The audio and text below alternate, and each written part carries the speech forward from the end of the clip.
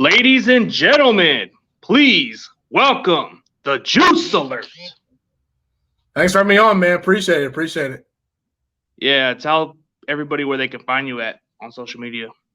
Yeah, so you can find the Juice Alert, which is basically a sports podcast where I give my opinions on I don't really like to call it a podcast. I like to call it a show because I think it's a show. But you can follow me on YouTube as well as podcasting platforms. Just type in the Juice Alert. You'll find me. Pretty much I give mostly opinions on football, mainly the NFL, but I also will talk some college football. I really do like to dive into the draft and things like that. But, yeah, I like talking college football as well. I will talk some NBA and some baseball as well every now and then. But, yeah, pretty much have my theories on sports and my opinions, and I just put them out there pretty much. And so give it a listen, give it a follow, give it a 5-star review if you're listening on podcasting platforms. And, yeah, subscribe to this channel, obviously, if you haven't already.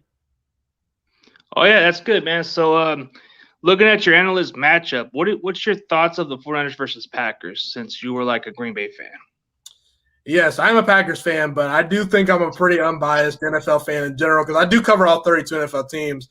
But when it comes to the Packers and Niners, man, I think these are two teams that definitely could be in the conversation for the Super Bowl when it's all said and done. They could be the two final teams in the NFC picture. Obviously, you have to look at Tampa Bay. You have to look at the Rams as well. But I think that, both teams have pretty well-rounded rosters. The coaching staff is pretty good. LaFleur is a pretty good play caller. Kyle Shanahan's well-respected. The 49ers quarterback situation is kind of a little weird to me. I think that Trey Lance is the future. But I've said in the past, I'm not a huge, big believer in Jimmy Garoppolo. I think he's good. You guys obviously got to a Super Bowl with him, but there's a reason why Trey Lance was drafted. But at the same time, the roster around Jimmy Garoppolo is great. You have a good run game. You have a solid offensive line. Actually, not a solid offensive line. Probably an elite offensive line when healthy. A great defense. I think your secondary is a little bit of a question. And I think Green Bay's defense has some questions as well, particularly at linebacker. But, yeah, I think anytime Aaron Rodgers is on the field, the Packers have a shot. And anytime the 49ers roster is clicking on all cylinders and Jimmy Garoppolo is at his best and actually managing the game and not just trying to do too much, these are two teams that could do some great things. I think it'll be a close game this Sunday, though. Yeah, I expect it to be a better matchup this time where your guys are playing better on offense. But a lot of what you said about your defense, that's a lot of suspect there when it comes to the run defense. But did you feel like this was a boost of confidence for the Packers when it came down to beating the Detroit Lions?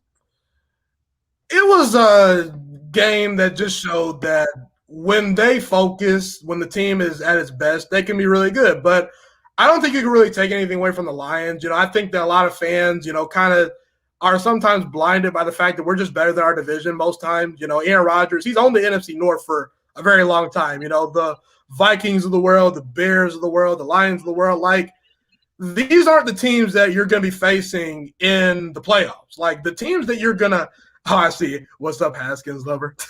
That's funny. But either way, these are not the teams that we are going to be facing in the playoffs. And I kind of like to judge the Packers based on how they play teams like Seattle, teams like the 49ers, teams like the Rams. And a lot of these teams they're going to play this year. So I don't really care about the Lions' victory, in all honesty, because what's gotten Green Bay in trouble the past couple of years is they don't respond to physical style of football. They just don't. The smash mouth football where teams punch them in the mouth, they can run the football, keep Aaron Rodgers off the field, pressure him when they need to. Like that's the obstacle Green Bay is going to have to overcome. So this is going to be a big test for Green Bay. If they lose this game, if it's a close game, I'm not all that upset about it because it's on the road in San Francisco. But I do want to see how Green Bay matches up physically with the 49ers because we saw a couple of years ago, in the NFC Championship game, the 49ers defensive line just overwhelmed the Packers offensive line. And I know last year the Packers, came into San Francisco and won, but the 49ers had a bunch of injuries and we were coming off a bad loss. So I expected to win. But yeah, I think that this would be a good test for Green Bay as far as, the 49ers matchup because they're going to have to beat teams like the Rams and the 49ers and the Buccaneers if they want to get over the hump. Yeah. Definitely, because Tampa Bay's Super Bowl champions. The Rams are they're really a complete team with a lot of pressure. Green Bay, of course, it comes down to that division. Seems like the only team that might be the closest to the Packers But it doesn't seem like the Vikings are even at their best. But I don't know about Chicago. It's like they had a really good year that following year, but they were lucky because the Cardinals struggle. So I mean, it's anybody's ball game. But I think it's like you said, the Packers have been running that division for a while, so it's kind of hard to dethrone Aaron Rodgers a little bit, especially when they started out. What was your thoughts of it when they played the Saints, man? I just didn't even expect that kind of game. I was like, wow. I didn't expect it at all. I felt that Green Bay, I didn't think that they were going to like blow the Saints out because I think Sean Payton's a great coach. I think Alvin Kamara's a great running back. They have some playmakers on defense. And I think Jameis is going to be improved in New Orleans. Is he the future in New Orleans? We'll see. But I felt he would be, good. Week one, you have the time to prepare for your opponent. But I was just surprised by how flat they came out, particularly Aaron Rodgers. The team rides and dies based on how great Aaron Rodgers is more times than not. Even when Aaron Rodgers is great, we've seen in the past where sometimes the defense can't keep it up, And so it was just one of those things where it was concerning because it's basically what I've been preaching just now. Like, they got manhandled physically. Like, you can kind of tell if a team is good enough, like, physically up front. Like, if they got that dog mentality in them, like if they are just tough up front. And I just think that sometimes this Packers team is a little finesse, and I just didn't see the adjustments from Matt LaFleur. I felt Aaron Rodgers was flat. I felt the wide receivers weren't really getting open.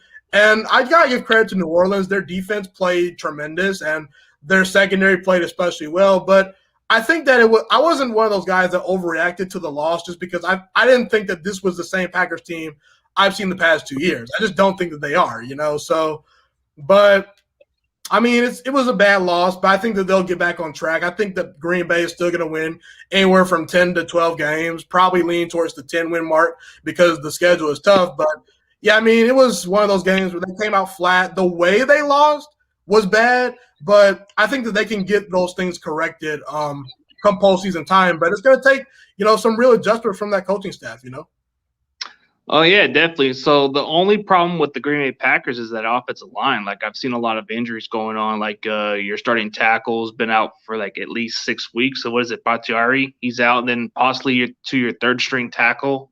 Is that true, or is it kind of like the other guy's 50-50 to play? Yeah, Bakhtiari is out for now. We expected that though coming into the year. He'll be good when it comes to playoff time though, hopefully. But overall, I think the offensive line. It's just that when Bakhtiari comes back, the offensive line is going to really gel. I think Bakhtiari is one of the most valuable players in the NFL because he's a great offensive tackle. And we saw in the NFC Championship game, his presence was missed, man, because the Buccaneers were able to get pressure on Aaron Rodgers consistently. The Packers really couldn't make adjustments up front, and yeah, it was just one of those things where you needed like another one of those guys to, push Tampa Bay's defensive line around. But I'm not all that concerned about the offensive line. I'm really not. I think the offense overall really hasn't been the concern for Green Bay. It's mainly been the defense. I just worry about our linebacker core. Like most teams have a weakness outside of Tampa Bay. I feel like Tampa Bay is the only team that really has like no true weaknesses. Maybe you could throw in the Rams, maybe you could throw in the Chiefs or the Browns or some other teams, but every team kind of has a weakness. But the problem is, I think the Packers' middle linebacker core, which is a position they've just kind of decided to ignore for whatever reason for the past like 7-8 years, it's among one of the worst middle linebacker cores in the NFL. Now, they do have a decent pass rush when Zadarius Smith is healthy, and Rashawn Gary and Preston Smith are playing good, along with Kenny Clark. And the secondary has playmakers, but the middle of the defense worries me. If you have a bad middle of the defense, then you're always going to be limited to a certain degree. You look at Seattle over the past couple of years, because they've had Bobby Wagner, even when they've had the kind of iffy parts in the secondary or on the defensive line, it all kind of just clicked because they have that guy in the middle. Same thing with the Panthers. When's the last time the Panthers defense was horrible when Luke Kuechly was there, even though they had some questions at different positions? So that's how I feel. I really felt they should have addressed the linebacker position in the offseason. I felt they should have went after KJ Wright when he was a free agent. They did sign DeAndre Campbell, but when he's your best linebacker at this point, you have questions. I really wanted Patrick Queen a couple of years ago in the draft. He's with the Ravens now. We obviously drafted Jordan Love because our team wants to prepare for the future rather than trying to win now. But, hey, it is what it is. But that's my biggest concern for the Packers' defense.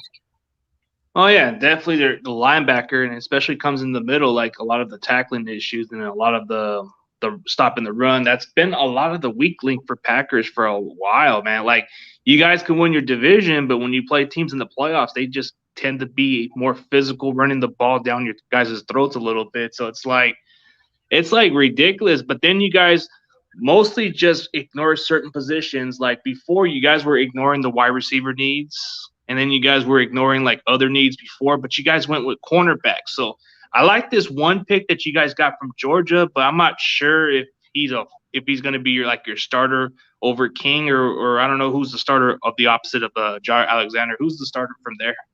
So Eric Stokes had a great game this past week versus Detroit. I actually was very happy that he got more playing time. In week number 1, I barely saw him on the field. I really just didn't see him there. But he made some plays, some key plays in that game. I think Jair Alexander is in the conversation for best cornerback in the NFL. Is he the best? Probably not. I'll give that nod to Jalen Ramsey, but he's right there. He's definitely top 5. He's elite. And I think that, look, everyone bangs on Kevin King. I'm not a big Kevin King fan. I was a fan of him when he was at Washington. I was happy when we drafted him. I felt that where we drafted him was good value. You get him in the second round, the first pick of the second round. I thought that was appropriate, but he's just very inconsistent. But I like the fact that they drafted a cornerback, because if Kevin King's my number 2 corner, I'm a little worried. But if he's the number 3, then the defense is upgraded a little bit. I do think the safeties are pretty good. We do have Darnell Savage at safety, who's a playmaker, who's really, really good. He's a young guy that I don't think a lot of people talk about him, but he's really good.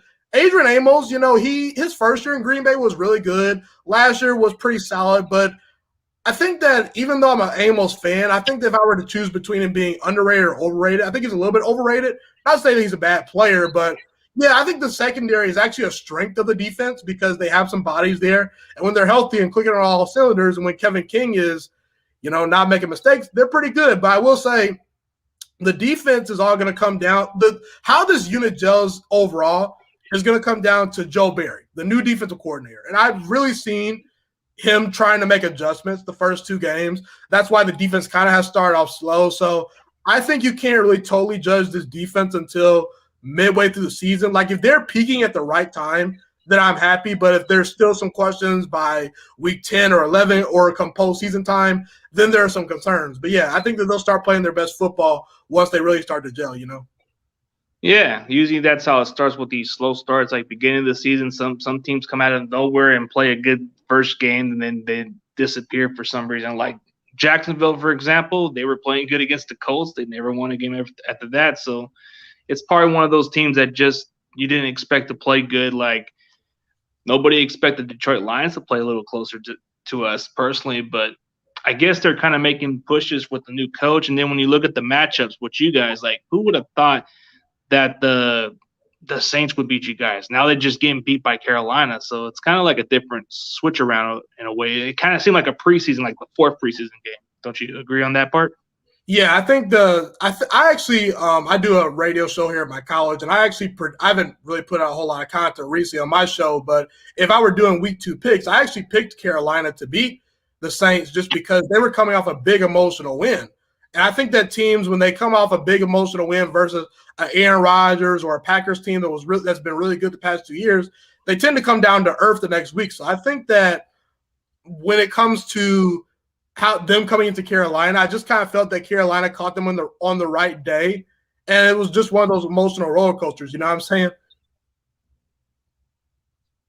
Yeah, one of the emotional roller coaster type of performance. You looked at a team that you would expect to at least play better. I mean, Carolina did make some improvement by getting Sam Darnold, who wasn't quite a bad quarterback, but the Jets, man, they don't really know what they're doing at quarterback. Look at Zach Wilson. He's looking terrible out there.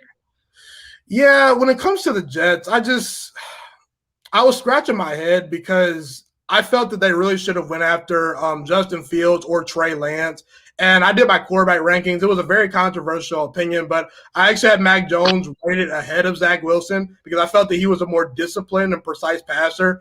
I think Zach Wilson, he has talent. He definitely does. But people have to realize this was a great quarterback draft class. Like Trevor Lawrence, Fields, Lance, those were the top 3 guys for me. I felt that Mac Jones, while he doesn't have the high-end talent of a Fields or a Lance or a Lawrence, he's really good at everything else. His accuracy is great. I think his arm strength is underrated.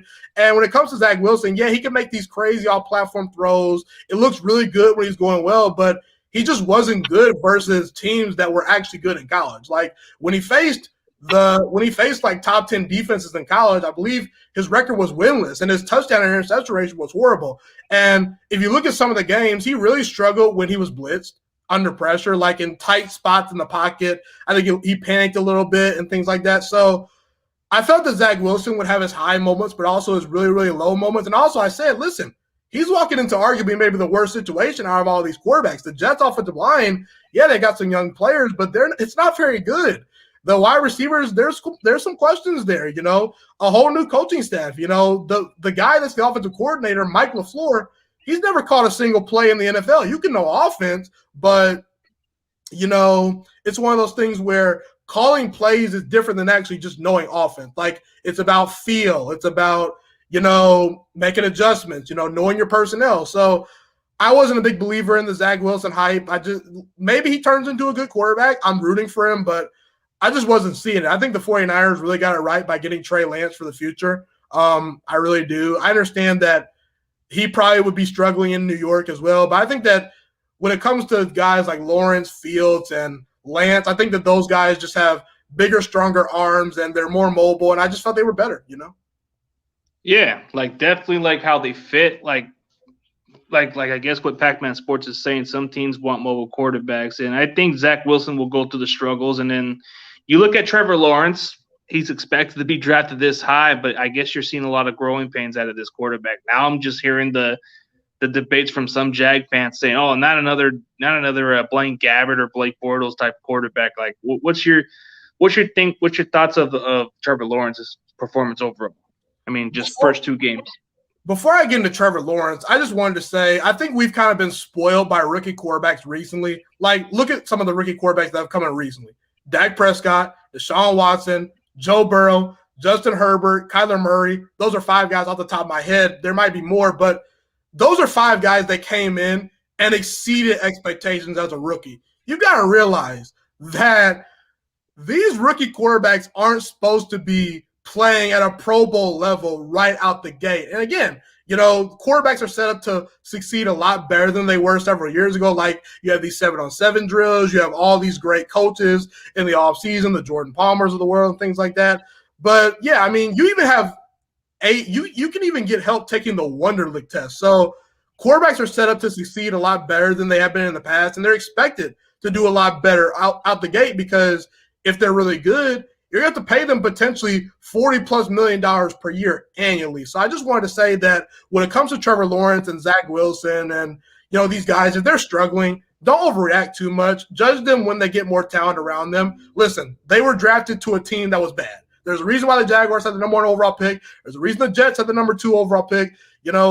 These teams aren't very good. But I think Trevor Lawrence, I think that I said coming into the draft that Justin Fields and Trevor Lawrence were both generational talents. I truly believe that.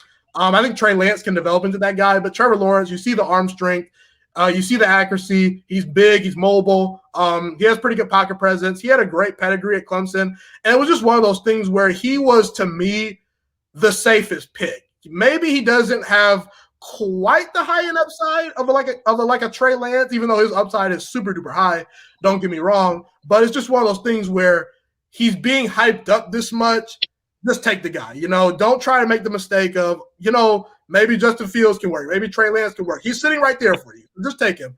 And I think that overall, that Trevor Lawrence has pushed the ball down the field. He's not been afraid to take chances. It's just one of those things where he's really starting to he's really learning to process things, and the game is a little bit fast for him. And he kind of ran an offense at Clemson that was kind of gimmicky, that was very easy, that had a lot of easy reads for him. He had great wide receivers. So it's just one of those things where he's getting a rude awakening of what it's truly like to be on a bad team. But I do believe in Trevor Lawrence.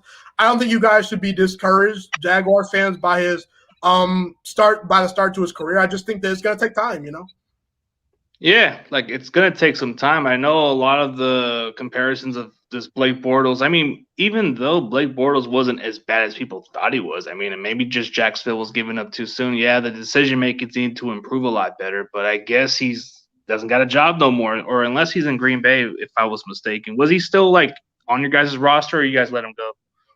I'm actually not even sure off the top of my head. When it comes to quarterbacks, all I care about is Aaron Rodgers in Green Bay because it's Aaron Rodgers, you know?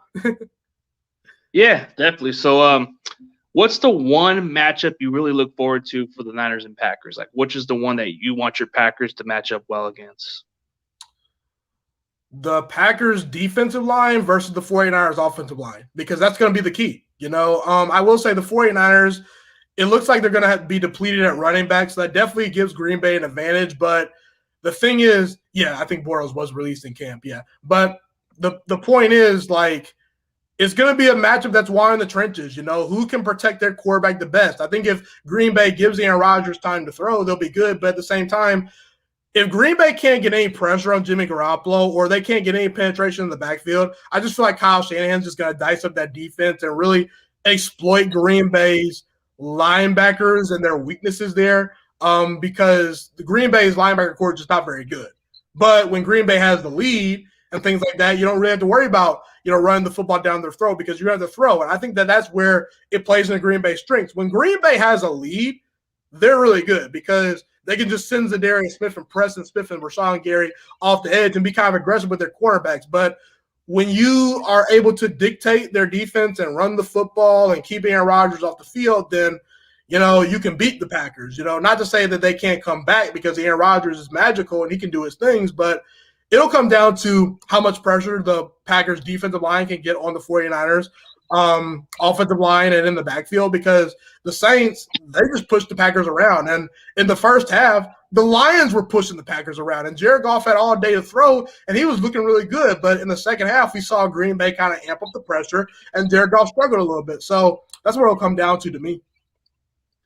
Yeah, well, it's gonna have to come down to your defensive line because in order for to have a long day, man, you got to do exactly what the Eagles did. They were able to create a lot of pressure, like a lot of pressure.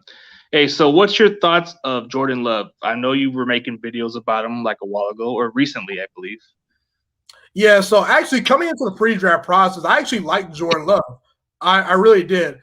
Do you still watch Fizz Vegas, Juice? I actually don't watch Fizz Vegas a whole lot right now just because I've been busy. And when you kind of form your own opinions, have your own show, sometimes you don't always have the time to like look at everyone else. But I got respect for Fizz Vegas. You know, he has strong opinions, definitely, but I respect him for putting his opinions out there, definitely. That's my thoughts. I hope his channel continues to do well. But yeah, I mean, when it comes to Jordan Love, I actually liked him during the pre-draft process. I really did. I felt that he was underrated as a prospect. I actually liked him more than Tua Tagovailoa because I saw the arm strength. I saw the ability to make all-platform throws. The decision-making was questionable at times where he would throw the ball into double coverage. But at the same time, you got to realize this guy played at Utah State. You know, he didn't play at Ohio State. He didn't play at Clemson. He didn't play at Oklahoma. So he always had to elevate these guys around him. Now, I like Jordan Love as a player, but I did not like the pick because when you have a guy like Aaron Rodgers on your roster who is still an elite quarterback, and when you just made it to the NFC Championship game, that's the time to go all in. And Green Bay just pretty much looked at that. I mean, look, Jordan Love's a good player, but he's not good enough to the point where you need to trade up for him and say, we can't pass on this guy, especially when the last position of need for Green Bay was a quarterback. And honestly, I think Aaron Rodgers has 4 to 5 good to great seasons left in him. I really do. You know, you look at Tom Brady. Tom Brady is still playing at a high level at age 44, and not to compare Aaron Rodgers to Tom Brady because they're two different quarterbacks that have had two different careers. But to me, Aaron Rodgers is in the conversation for most talented quarterback in NFL history. Like, I could see this guy play into his 40s and playing really well. And if you put a great team around him, he'll do really well. And obviously, in the past, we've seen him elevate guys that haven't been as good. So I just felt that Green Bay kind of prepared for the future rather than preparing for the right now. And it created a distraction because the whole reason why Aaron Rodgers, you know, is out there bad-mouthing the organization and things like that. Listen, it came to a point where he kind of needed to do that because they weren't listening to him. They weren't giving him say in the front offices and things like that. And I get it. You don't always need to include quarterbacks, but they really have been disrespectful to Aaron Rodgers in the past. And it's just one of those things where not even notifying him you were going to draft Jordan Love is kind of a slap in the face. And I just felt that that's been Green Bay's biggest problem. They've gone for the future rather than trying to go all in to win right now. And Green Bay in the NFC Championship game, they could have used another guy like Patrick Queen to make some plays versus Brady and the Buccaneers. So if the Packers somehow move on from Aaron Rodgers, I think Jordan Love is walking into a decent situation where he has a decent offensive line, he has a good run game, he has a star wide receiver in Devontae Adams. But listen, the pressure is going to be on him. That pressure is all-time high because he's got to be great. You can't just trade up for a guy in the first round when you have Aaron Rodgers and just say, oh, this guy is Jimmy Garoppolo. This guy is Tua Tagovailoa. He better be great, okay? He better be great. So that's how I feel. That's really do. So that's how you feel. Like, yeah, he comes from a smaller college, so it's kind of like the way how we did it with Trey Lance. He comes at North Dakota State, and it's like a very smaller college compared to Utah State, which is like, it doesn't matter where you play at. Josh Allen played at Wyoming. I'm thinking that's what Green Bay likes to see in Jordan Love is hopefully that he can be like the Patrick Mahomes 2.0. I don't know, like, is that too much hype on Jordan Love to be that Patrick Mahomes 2.0 or no? Way too much hype. Way too much hype. He has a good arm, but he doesn't have Patrick Mahomes' arm. Patrick Mahomes is in the conversation for most talented quarterback to ever live, like with Dan Marino, Aaron Rodgers, and I was actually a big Patrick Mahomes fan when he was at Texas Tech. Like, I liked Deshaun Watson more than him coming out of college because Deshaun Watson, he played at Clemson. He won a national championship. He did it on the biggest stage versus these SEC opponents like, Ohio State, even though they play in the Big Ten. But, yeah, he beat teams like Ohio State. He beat teams like Auburn. He beat Alabama. He balled out versus Alabama twice. I felt that Deshaun Watson, I didn't understand the Trubisky hype. I really didn't.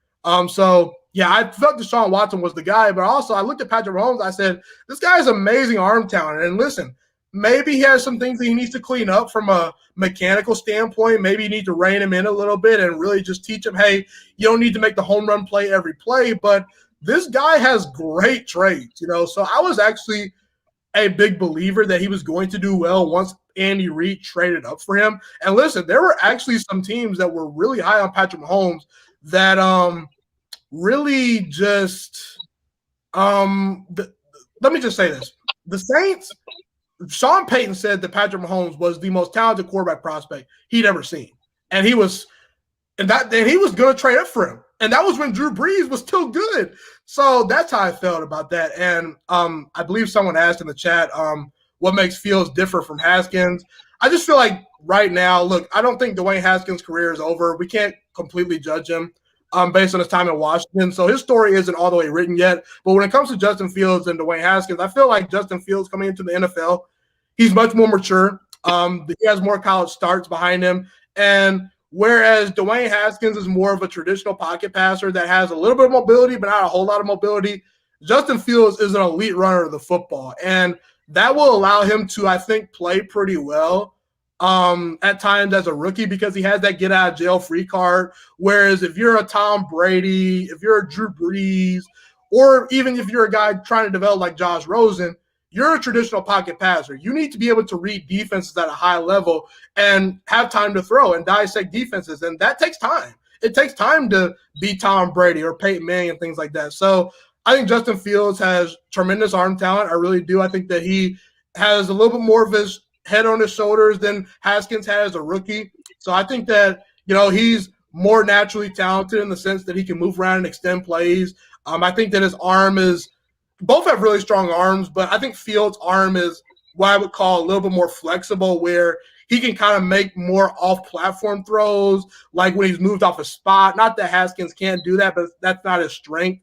He's more of a sit-in-the-pocket type of guy. So they're two different quarterbacks, but – I think Justin Fields is a generational talent, whereas Dwayne Haskins was just a really good prospect that had 1 year in college. And I was a big Dwayne Haskins fan. I think that he can, do some good things in Pittsburgh if given the opportunity. But I would definitely think that if you're going to bet on who's going to be a good quarterback between the two, Fields is definitely the more safer bet.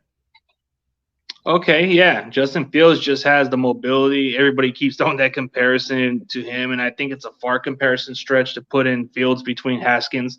Some have questioned his work ethic over a guy like Justin Fields, who's actually put in the work in and actually improved his craft more.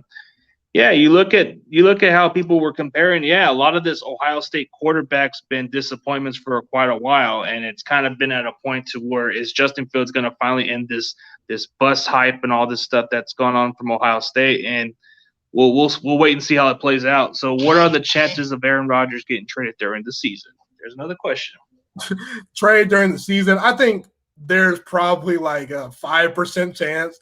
Listen, Green Bay, there were teams actually calling for Aaron Rodgers. The 49ers, actually, if reports are true, they kind of made a call, and I actually was reading something earlier today on Bleacher Report that caused a feud between Matt LaFleur and Kyle Shanahan, the fact that the 49ers were trying to call to get Aaron Rodgers, but the Rams actually made a call. The Dolphins kind of were sneaking in there saying, hey, maybe is Aaron Rodgers available? But the Packers weren't answering these phone calls. Like, the Packers drafted Jordan Love not trying to start him right out the gate, because the thing is, Jordan Love was not a finished product coming out of Utah State. He wasn't like Joe Burrow. He wasn't like Justin Herbert, where Justin Herbert had 4 years at Oregon and played for a great program. Joe Burrow had a great season, was an NFL-ready quarterback. Tua had, I believe, 20-plus college starts. And I think that Jordan Love had like 3 years in college, but he still needed to be developed. And Green Bay has no problem developing a quarterback. They're going to take their time with Jordan Love. That's just the way they do things, And when Jordan Love was drafted, I said Aaron Rodgers had 2 more years left, okay? I felt that they were going to let him play the next year, and we'll see how he does the year after that. But this is really the year where I've said it's Super Bowl or bust for Aaron Rodgers, and that's really how it's been every year in Green Bay, because anytime you have a guy like Aaron Rodgers, who's an all-time great quarterback, you expect to try to compete for a Super Bowl every single year. But the only way I think Aaron Rodgers stays in Green Bay is if he wins Super Bowl 56. That's the only way, because at that point you just say, oh, we whiffed. I think, honestly, Green Bay whiffed in the first place because Aaron Rodgers proved that he is still playing his best football. Like, he won the NFL MVP this past year, the year after the Packers drafted Jordan Love. And I would argue this was Aaron Rodgers' best season as a pro. So he's playing some of his best football right now. But how I feel is not how the Packers organization feels, So, again, I think that even if Aaron Rodgers wins a Super Bowl, you look at Michael Jordan and the Chicago Bulls. When Michael Jordan won his 6th championship, the Bulls didn't bring him back. And I think that, crazy enough, that actually might be a similar situation where Green Bay just says, you know what, even if Aaron Rodgers wins the Super Bowl, we're going to go to Jordan Love. So I don't know why they are so reluctant to move on from Aaron Rodgers, but that's how I feel. Okay, so during the offseason, a lot of this drama with Aaron Rodgers holding out and all this stuff and all this fiasco, like, I guess he kind of signed a contract or something to where he can actually be a free agent next year. Is any case of that happening? Because I'm seeing like a lot of this, like he signed a contract where he can opt out to be a free agent next year or something like that. Yeah, I'm really not sure about the details. I think that, honestly, like, after this year, I don't know how much security Aaron Rodgers has. It's just one of those things where it's all going to be dependent on what the Packers want to do. If they feel that Jordan Love isn't quite ready, then they'll probably try to bring Aaron Rodgers back. But at the same time, does Aaron Rodgers want to come back, or does he want to go to a team like the Denver Broncos maybe, or the Miami Dolphins if they're not sold on Tua Tagovailoa, who, just recently got hurt and has been hurt in college. So, I don't know. I really don't know. We'll just have to see. Okay, so wait, from what I'm hearing, is this kind of like a true situation for Davante Adams? Like, if Roger is gone, does that mean he's going to leave Green Bay, or is it kind of like he can still, like, you have the option to at least keep him on the contract or something like that? So Davante Adams will be a free agent after this year, I believe so. I'm like 80% sure that's true. But, it's one of those things where, Davante Adams can say all the right things that he wants, but the reality is Aaron Rodgers definitely lures him back. But at the same time, what Davante Adams wants is the bag. Okay, he's going to want to get paid like the best wide receiver in all football. And he deserves it, honestly. He's worth spending extra money to keep. Now, At the same time, I kind of want the Packers to also keep Jair Alexander, who's going to have a contract extension due pretty soon, and I want them to keep Aaron Rodgers too. So it might be a situation where probably Jair will walk at some point, and Davante Adams probably gets the extension. Listen, if you want to satisfy Aaron Rodgers, give Davante Adams the bag, okay? So that's how I feel. But, yeah, I think that when it comes to Davante Adams, he wants his money, and he deserves his money. And I think that he's worth overpaying, okay, because he's a star wide receiver. And I really do firmly believe that. And listen, Amari Rodgers is good. Valdez-Scantling is solid. Cobb is pretty good, but the Packers haven't drafted necessarily a successor to Davante Adams. So it's one of those things where, you haven't drafted a successor to Davante Adams yet. And again, if they think that Marquez Valdez-Scantling or someone like that is the successor, I think they're mistaken. I really do. So if Green Bay is serious about, keeping around these high-end players, they need to bring Davante Adams back, no doubt about it, in my opinion. Yeah, he's definitely a guy that's been good on your team for consistently. He's been the more reliable target. I mean, he goes to the same exact college I went to, which is Fresno State. So he's been balling out there. But for the fact that this guy, I don't know too much about these California schools. How was Fresno State? Oh yeah, it's a Mountain West type of team, same exact conference that Jordan Love played at, which is Utah State. A lot of this competition, it's like a small little competition, but they were able to beat the teams like UCLA unexpectedly. Yeah, Devontae Adams comes from that college, and then you had guys like Ryan Matthews, Derek Carr. David Carr was actually considered the number one pick at one point. You had Trent Dilfer. You had a lot of good cats. Marquise Pope was a guy that played for San Francisco for a short minute, and then he was a guy that went to the Pro Bowl that year. But there was not that really many household name guys out there, but there's like guys like Davante Adams. You don't get guys coming around from this school a lot, So he's a really difference maker. Like he definitely is somebody you cannot afford to you cannot let this guy walk or else you guys have. The thing is, Davante Adams is a dream scenario for Green Bay. He was a second-round pick. He was, and he develops into this incredible wide receiver. So, this guy reaches the potential that you want him to reach. Why are you going to let him go? So that's how I feel. But also, fun fact, my cousin actually went to Cal Berkeley, the college Aaron Rodgers went to. So that's a little fun fact. Yeah, that's interesting, man. Like, that's where Rodgers went to. That's where Marshawn Lynch went to. I mean, quite a good ones. Like, I think Delta O'Neal went there. Jared Goff, yeah. Jared Goff. And then you had, you had some running backs like Javed Best who went down there. I mean, there's a lot of good ones. It just doesn't pop in my head. Oh, Michael Kendricks. Michael Kendricks went down there, and he's from where I'm from too. So he's you got a lot of those cats out there too. Yeah, definitely. What's interesting about how these guys turn out to be. I've heard a lot of scouting reports about Aaron Rodgers was his game at California was a bit suspect, but I guess the way you guys developed him, it made him into a good quarterback. I think what was best for Rodgers was we were able to pass on him was the best choice, even though I hate to say it, but come on. I think he would have struggled a lot early on his career. And I keep telling my fan base, man, if we would have had Rodgers, it would have been the same exact issue like Alex Smith. He would have struggled. He would have been considered a bust too. So you can't just say, oh, we should have got him. Well, I don't think Alex Smith is a bust. I think that he had a pretty good career. Not a great career, but a good career, But I actually covered this topic on my show, and I actually have to disagree. I think that Aaron Rodgers would be actually still a great quarterback if he played for the 49ers. And I get it. Alex Smith, to start his career, he had to deal with a lot of dysfunction. Not a great team. He had a rocky start to his career. But I think Aaron Rodgers is talented enough to the point where he can kind of, buy some time and overcome things. And listen, at some point, the 49ers actually kind of turned things around with Alex Smith, where they were a playoff contender with him, and then they were a well-run team with Harbaugh, and they had a great team.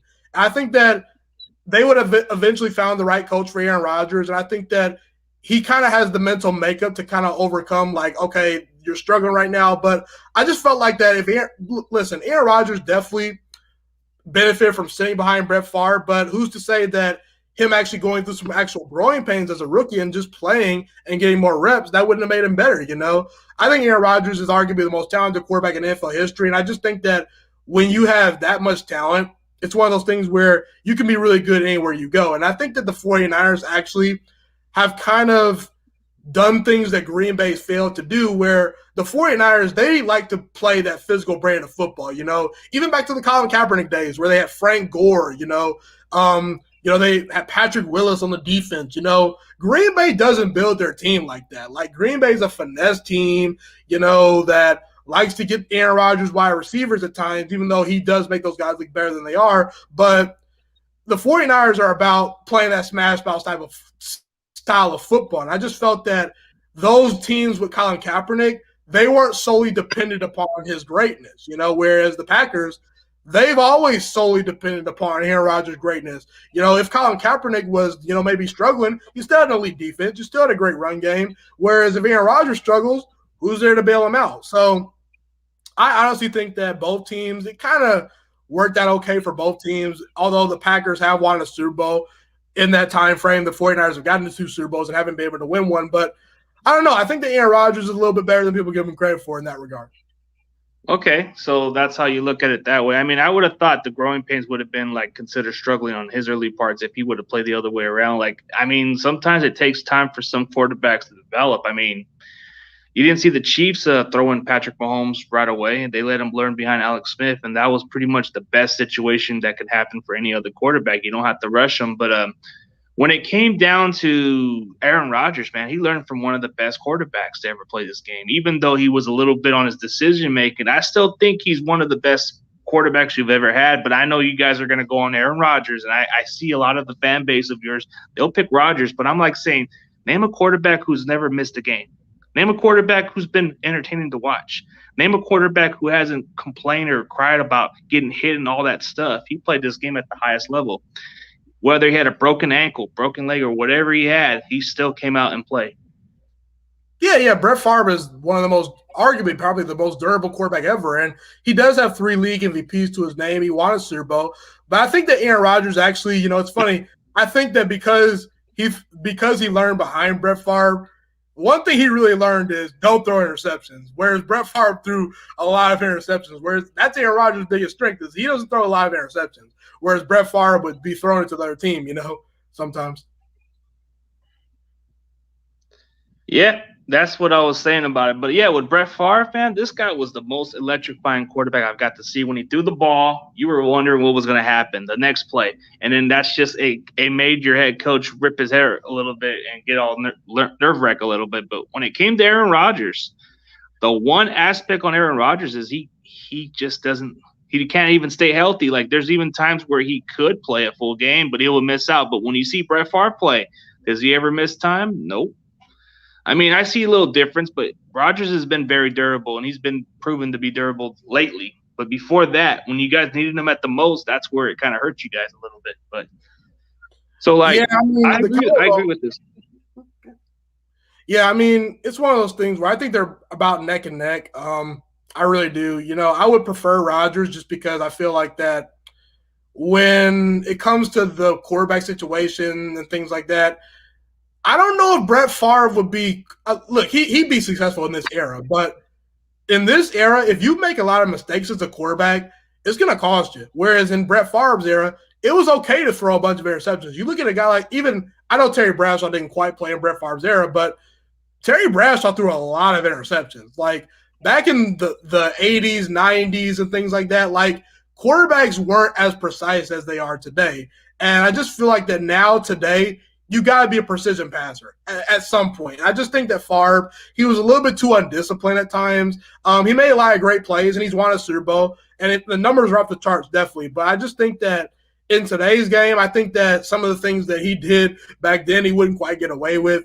But, it's one of those things where Brett Favre, he made some bad interceptions in playoff games, whereas I know Aaron Rodgers has lost some playoff games, but I think Aaron Rodgers has been pretty steady. I think that more times than not, he's kind of showed up, and the defense has kind of, let Green Bay down. I think that Rodgers actually is one of those guys where I trust him to carry a bad team more than Brett Favre. I do, because we've seen in the past where we've had a bottom 5 defense and no run game, and Aaron Rodgers has just put us on his back. So, you can choose between these quarterbacks. I think they're pretty neck and neck. I do think if Aaron Rodgers wins the second Super Bowl, more people will lean towards him and just say, he's better than Favre. But there are some people that feel that way right now.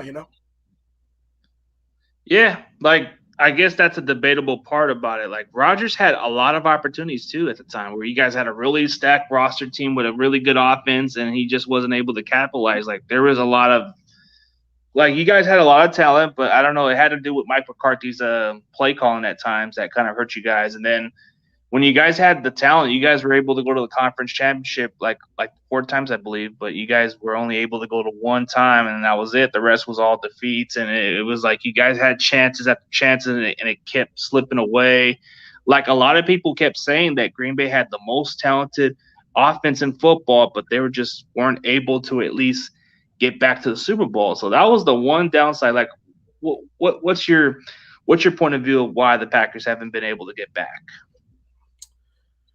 Well, they've kind of ignored certain positions like middle linebacker. The way they do business is kind of weird to me. They like to prepare for the future rather than going all in right now, because like I've said, and I think the reason why is because after the Bart Starr days, the Packers were bad. Like until we got Brett Favre, we weren't bad for a while. And I just think that because Green Bay, they hit the gold jackpot by getting Brett Favre in the trade with the Falcons. And listen, if you go from Brett Favre to Aaron Rodgers, that's not supposed to happen. And I just think that Green Bay, they're one of those teams that they don't want to go back to the point where they're like the Cleveland Browns of the old. They're like the Houston Texans of the old where they don't have a quarterback. They want that position locked up 24/7. And I think that's why they drafted Jordan Love, because they're afraid that, we're going to be bad at some point if we don't have a quarterback. And I think that Green Bay has prepared for the future at times rather than trying to go all in to make trades. Like, I think Green Bay's made like 4 trades in the Aaron Rodgers era. And Aaron Rodgers has been in Green Bay starting for 15 years now. I believe 14 years. Yeah, 14 years, which is crazy. And it's just one of those things where the team likes to develop draft picks. They don't really go out to free agents. But there are other teams like the Saints, the Seahawks, the 49ers, even the Chiefs now, even the Buccaneers now, that go all in to win right now. The Denver Broncos, they went all in with Peyton Manning, and they won. And I think that last year, Green Bay kind of just tried to backdoor their way to a Super Bowl. But meanwhile, Tampa Bay, they went all in. They got Tom Brady. They went out and got even Antonio Brown mid-season. Did they really need Antonio Brown? Most people don't think they needed Antonio Brown, but they said, hey, we'll just get more wide receivers. So I just feel like that Green Bay, they're not really aggressive enough. They've really been solely dependent upon Aaron Rodgers' greatness. Like, I think a lot of people get fooled by the record, but really it's Aaron Rodgers putting on a magic show. And if Aaron Rodgers isn't great, it's not one of those scenarios where we can win a Super Bowl like 16-13, where like Tom Brady beat the Rams. I believe that score was like what? 13-3? 13-3. Yeah, like the offense didn't do anything. And, Tom Brady benefited from that defense. Like, I've never seen a scenario where Aaron Rodgers can go out there and have horrible games and the defense just completely bail him out. Like, they did it one time, and that was the Chicago Bears NFC Championship game, and they won. And I think that the biggest thing is we just haven't had an elite defense in a long time. And the one thing that we saw was the year in 2010 when Aaron Rodgers won a Super Bowl, that was an elite defense. So it's just one of those things where they haven't gotten back to that point. They've had some bad luck too, like the Seattle Seahawks game where Brandon Bostic botches the onside kick. You had the Arizona Cardinals game a couple of years ago where Aaron Rodgers throws these Hail Marys. They lose in overtime. Like, they've had some heartbreaking losses. The Buccaneers loss was another one. But it's just one of those things where, yeah, you have Aaron Rodgers, but is the roster around Aaron Rodgers matching the Seattles, the Tampa Bays, the San Francisco's? It doesn't, and that's how I feel. Yeah, it's kind of been like what you've been saying. They're finesse. They don't really match up physically against these kind of teams. Like Seattle will be a physical type of team. The Rams are built physical a little bit. Like you got the Niners that's been built physical. I mean, Tampa Bay, they're starting to get physical around the ball. So I can see where you're coming from. But yeah, like that's the one thing about Green Bay. It's like I can see why some Packer fans are kind of like saying, I don't know if we'll beat San Francisco, man. They're too physical. Like we haven't fared well against physical. That's what they would say. But then in some ways, I mean, we've been injured. So maybe there's a good chance that you guys will catch us off a little bit. I mean, if we're not healthy at running back, which it's been questionable marks, secondary's kind of been like a little bit of a issue, but we've been able to add some depth, so that's what matters. Like the one interesting matchup that I look forward to is I don't know. I'm pretty sure it's going to be Norman playing, and then I'm pretty sure it's going to be Mosley coming in. I'm more intrigued on who's going to cover Devontae Adams. That's the one matchup I'm looking forward to because I want to see if it's going to be Mosley or Norman, which one's going to cover him. And I know your receivers are no slouch. I mean, you got Alan Lazar, which you guys are developing into a solid receiver, and then you got Marquez Scantley. Then you got Randall Cobb. Then you got this kid that you guys developed, St. Brown, another guy that you guys develop. There's just quite a few of these project players that you guys been investing on, but I can see why they're not like your true number 2 receivers. Like Cobb is not the same player, but he might be decent enough to be like your okay number 2 guy. Yeah, I mean, it's one of those things where when it comes to this matchup, I think this team has enough weapons to win. I think the wide receiver core is good enough. Like 2 years ago, if you would have told me, is this wide receiver good enough? I would tell you I'm not sure. But the Packers did go out and draft Amari Rodgers. Now, one pet peeve I have about Matt LaFleur and the Packers is they don't start young guys immediately unless they're really, really good. But I think that Amari Rodgers kind of needs to be out there a little bit more because I think that he really fits what we need to do and he really plays to the strength of this offense. But you still have Randall Cobb. I think that really we just need a couple more guys, and guys that specifically fit the mold of can they play in the slot and can they quickly get open and find soft spots in the defense? And can they take the top off of defense? I think that Randall Cobb and specifically Amari Rodgers fit that mold. And when you have Devontae Adams, as long as you have enough guys around him where you have the depth, you're fine. I think the weapons are fine, and Aaron Rodgers, we talk about his weapons. I mean, he won the league MVP last year throwing to those guys, so they can't be all that bad. Valdez Scantling made plays at the end of the year where he stopped dropping passes. Aaron Rodgers seemed to trust him. So I think the weapons are good enough for Aaron Rodgers. I really do. I don't think the offense is really the problem. The offense never really has been the problem in Green Bay. Here's actually another fun fact. Aaron Rodgers, throughout his playoff career, has never actually failed to score 20 points in a playoff game. So even on Aaron Rodgers' worst days, he's going to get to 20. So if Green Bay wants to win the Super Bowl, they just need to be able to hold the other team to under 25. So that's how I feel. I really think that, if Green Bay they need to get some breaks to go their way in the playoffs. Maybe Tampa Bay loses, and we get another team. But I don't know. I mean, I think the weapons are overall good enough. I really do. And I do think that Devontae Adams can expect to potentially have a good day versus the 49ers. If we can block the 49ers defensive line up front, I don't trust this 49ers secondary because I think the secondary has holes. So if we're going to win the game, Aaron Rodgers will have to have a big day. Yeah, it would have to be that way or it's going to be a long day, one or the other. Are you going to get the best Rodgers or are you going to get the one that's going to get pressure all day? Like, that's going to be the one question. We also need to run the football a little bit because we literally saw versus the New Orleans Saints. Like, as good as Aaron Rodgers is, I don't think this wide receiver core is good enough to have him throwing the ball all over the field all day versus a great defensive line. Like the Saints have a real defensive line. But if you force Aaron Rodgers to throw the ball 50 times, that's not a recipe for success. And again, Aaron Rodgers is great, but he even still needs a little bit of help around him. He needs Aaron Jones to take the pressure off of him, You need to get A.J. Dillon involved. I think that in this matchup, I really want to see A.J. Dillon featured. I want to see some two-back sets where you have at least Aaron Jones on the field to the point where you can still use him in the passing game. And it's one of those things where you're kind of unpredictable, like, oh, are you going to run the football with this smash-pounding running back and A.J. Dillon, or are you going to throw the football and hand it off to Aaron Jones, who is more of a, big play finesse guy? So I want to see some two-back sets. I want to see us kind of spread the ball around and really just let Aaron Rodgers, play in the shotgun and maybe use some play action, Okay, so here's one interesting question. Can the Packers hold off the 49ers pass rush long enough for the receivers to get open? We'll find out. Yeah, that's what I was going to say. I'm not quite sure. We'll find out. All right, so I got one last thing to put on the question, and we'll end from here. Give me your score prediction and why. Ooh. Packers 26, 49ers 27. I think we actually lose.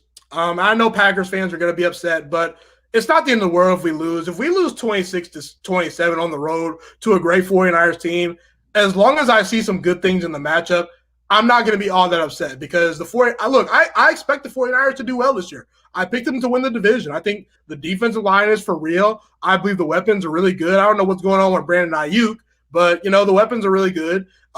Jimmy Garoppolo's not perfect, but we saw him in his first full season with the team. You guys won 13 games. And I just think that going on the road, look, the way Green Bay has looked the first two games, they're still trying to wake up, in my opinion. At least the defense still needs to wake up. And until I see that defense kind of wake up, I just feel like that I expect Aaron Rodgers to play fairly well. He'll make some plays. I think the offense will move the football. I think that Green Bay as an offense has improved since 2 years ago when they got destroyed in the NFC Championship game. Like, they'll be able to move the football a little bit, but even though the 49ers are depleted at running back, I still think that they can exploit some matchups versus the Packers linebackers. I would not be shocked if Green Bay wins. I really won't, because I think that Green Bay, come postseason time, they might be the team I trust more just because they have Aaron Rodgers. I will say Zadarius Smith not being able to play is really going to be a huge blow for the Packers because we've seen when he doesn't play, our pass rush is dead, okay? And I like Rashawn Gary, even though I felt we shouldn't have drafted him. I felt there were better options. Even though Preston Smith has looked decent, I just think the 49ers, at home, their offensive line will do enough to hold off our defensive line. I think there will be a back-and-forth game, but I just think on the road, tough environment, the Packers are still trying to get their footing right, and the 49ers are still trying to get their footing right as well. Like, I haven't been all that impressed with the 49ers. Like, they escaped the Lions barely. They weren't very good on the road versus Philadelphia, but I just think that the 49ers brand of football is kind of a bad matchup for Green Bay, and I think that the 49ers probably win on a last-second field goal. Okay, that's a good prediction, and that's coming from more of a realistic Packers fan who does all 32 teams. So you see a lot of these other fans think differently. Like, most people would just expect the Packers to come back. We shall see. I expect it more of a close game, so I'll definitely agree on what you're saying. It could come down to a very close game, and people just been sleeping on us a little bit because of the competition we played against. Sure, the Lions are a team that we should have blew the brakes out of, but we got too relaxed. The Eagles, they were playing good against the Falcons and blew the brakes, but we were able to just give up 11 points. So as far as the prediction, this may sound more like easily for me. I definitely would see the Niners win 27-24. It might come down to a field goal, like you said, but you said they'll win by 1 point, so that's not a bad thing. I mean, even for a Packer fan, even if they're seeing what you're saying, man, you're just speaking how you see it. So I can respect that. Yeah, and it's one of those things where as long as I see some good things, like if we're competitive throughout this game, like losing on the road at San Francisco is not a bad thing. I just think that this actually might be a good thing for Green Bay, where they could lose in the regular season. And if they play well, I think come postseason time, they'll probably be ready for the 49ers, hopefully. But we'll see. I mean, my Super Bowl prediction actually was Packers over Browns. But, I mean, yeah, we'll see, man. I mean, I think the 49ers have a pretty good team. I think we have a pretty good team. But it's just one of those things where I don't think that team that we can become is ready right now. Like, I think that we're going to start to see Green Bay start peaking later in the season. And look, I actually picked the Packers to only win 11 games this year in a 17-game season because the schedule is really hard. It is concerning that we probably are going to start off 1-2. We got the Steelers coming up after that, so I'm actually going to be at that game. It'll be fun at Lambeau Field. But, yeah, I mean, we got to start picking things up after the 49ers game because our schedule doesn't get that easier. I'll tell you that, but we'll see. All right, man. So guess you got a Packers fan subbing you up now, man. That's good. Sounds good. Yeah, just subscribe to the Juice Alert. It's available on YouTube and podcasting platforms. Been very busy with school lately, but I'll hopefully get something out pretty soon. Talking some NFL football and whatnot. Thanks for inviting me on the channel, man. If you had more things to talk about, I'm still free. But I know you said this. Yeah, no topic. Yeah, no problem, man. Anytime, maybe in the near future, we can collaborate again. You can debate about the season recap or whatever you want. You just let me know. Yeah, Yeah, no dude, I'm problem. more than open. All right, man. We'll have a good one. All right, thanks. See you. See you, bro. All right. The show's over, guys. Thanks for tuning in with me and the Juice Alert. Check out the Juice Alert's channel. If you want to check out all 32 teams on his content, check out the Juice Alert. He's more than just a Packers fan. He does college football. He does a lot of other sports wise. I mean, he's even looking to be what you call a broadcaster. What is it, a podcast or something? Sports analyst, basically. Okay, yeah. All right, I got you, man. Yeah, but otherwise, man, we'll see, man. All right. Thanks for everybody tuning in. See you later. Okay.